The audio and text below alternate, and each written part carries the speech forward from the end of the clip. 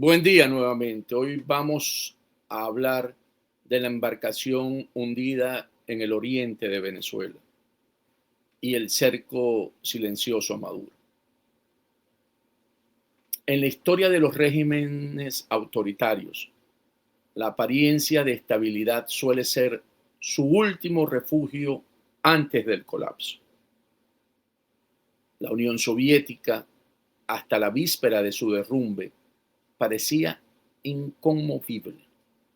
La Polonia comunista de 1998 todavía organizaba desfiles militares, mientras el sindicato de Solidaridad crecía en las fábricas. Y el general Augusto Pinochet, el dictador de Chile, aceptó un plebiscito convencido de que lo ganaría, solo para encontrarse con la derrota. Hoy, Venezuela vive esa misma paradoja. Un Estado corroído, dirigido por un presidente usurpador acusado de narcotráfico en Nueva York, sostenido apenas por un aparato coercitivo atado a lealtades personales. A simple vista, Nicolás Maduro conserva la investidura de jefe de Estado, viaja a cumbres, pronuncia discursos contra el imperialismo, se proclama comandante en jefe. Pero tras esa fachada, su control real es mínimo. La Dirección General de Contrainteligencia Militar, el verdadero núcleo del aparato represivo,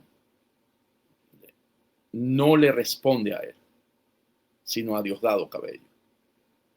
El coronel Alexander Granco, jefe de operaciones de la maquinaria de tortura, obedece a Cabello, no al general en el organigrama. La realidad es clara. Maduro maneja la diplomacia y la propaganda. Cabello controla el miedo. En este equilibrio, los estrategas del Oriente, Japón, China, hablan con metáforas. Maduro es el agua. Se mueve, se adapta, gana tiempo. Cabello es la tierra. Controla el centro, sólido, inamovible.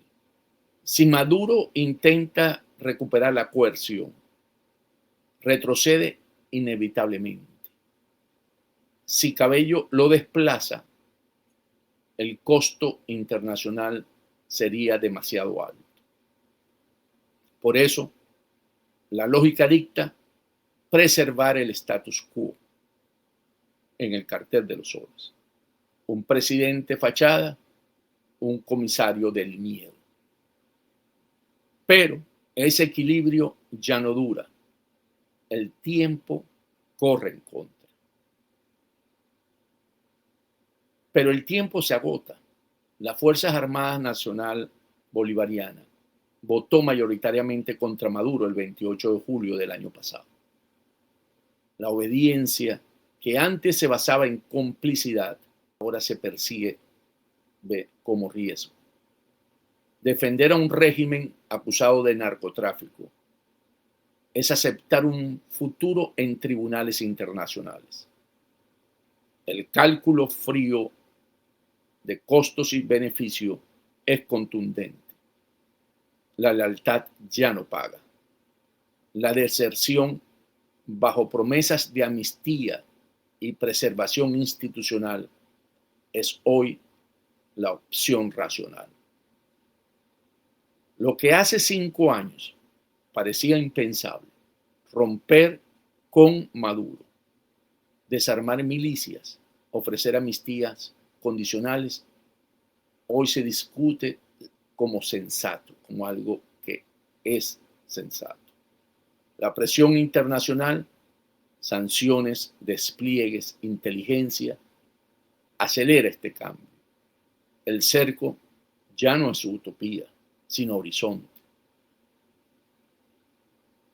Entre escenarios posibles aparecen 3 caminos. Primero, el status quo represivo, basado en milicias y colectivos, es insostenible. Fisuras internas, recursos agotados, contradicciones en la narrativa antidroga.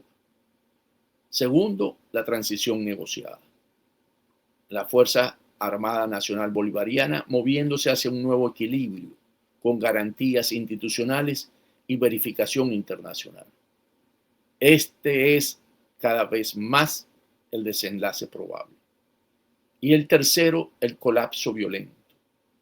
Posible si la represión falla y coincide con una escalada externa. Pero hay lecciones de la historia. En Chile, 1988, Pinochet aceptó el plebiscito, pero fue derrotado por cálculo institucional. En Polonia, 1989, el régimen negoció cuando perdió la lealtad militar y policial. Y en Alemania Oriental de ese mismo año, 1989, pequeñas fisuras, migraciones, protestas, concesiones parciales llevaron al derrumbe del muro de Berlín.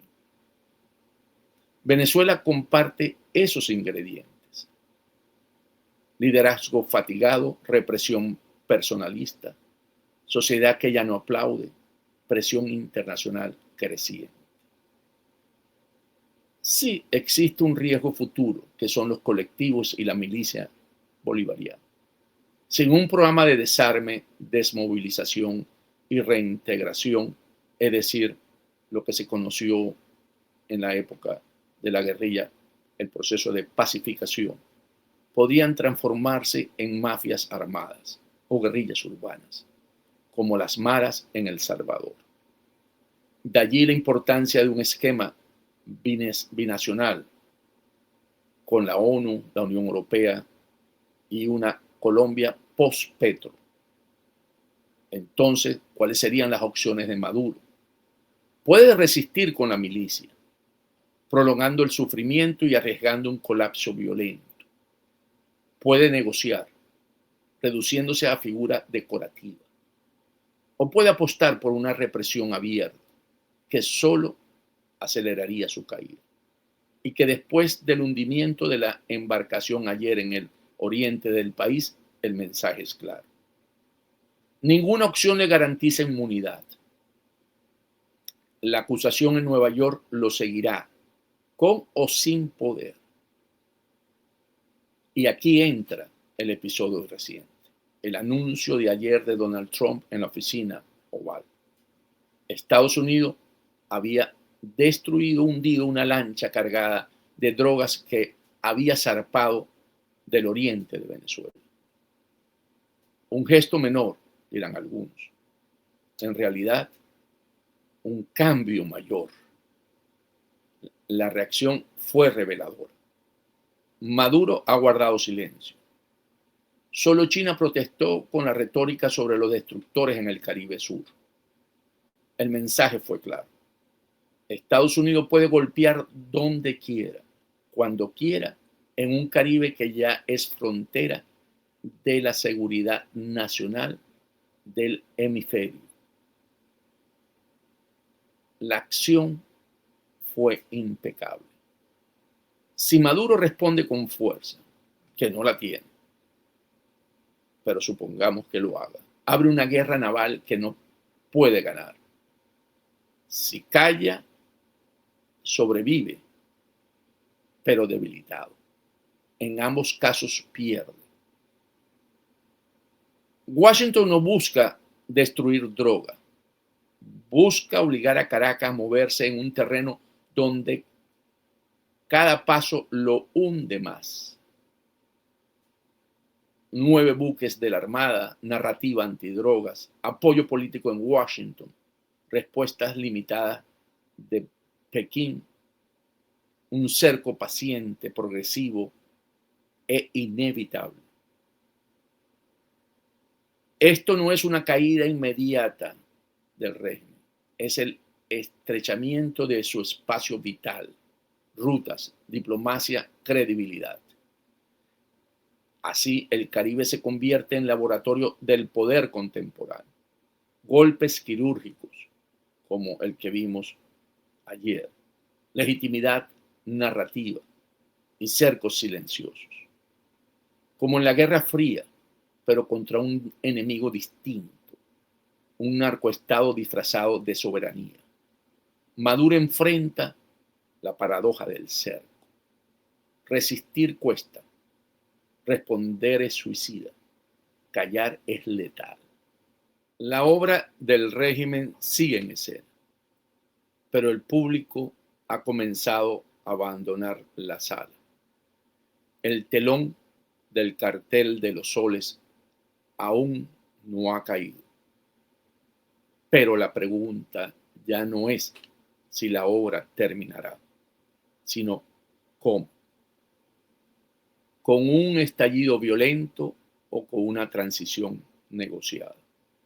La historia de Venezuela, como la de Polonia, Chile o Alemania Oriental, enseña que el desenlace llegará cuando los actores intermedios decidan que la lealtad no paga y que el futuro solo puede construirse sin Maduro.